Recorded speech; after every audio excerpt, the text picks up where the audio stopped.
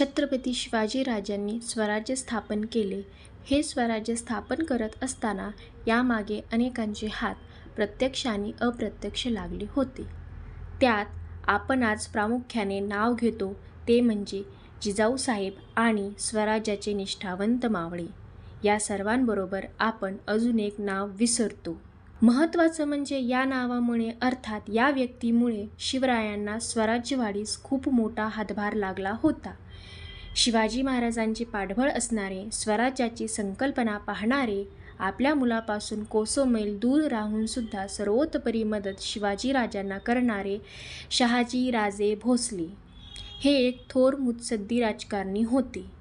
स्वराज्य संकल्पक शहाजीराजे भोसले यांची ओळख आजच्या पिढीला फारशी नाही. म्हणूनच आपण आज या व्हिडिओच्या माध्यमातून त्यांच्याबद्दल जाणून घेणार आहोत. हा व्हिडिओ आवडला तर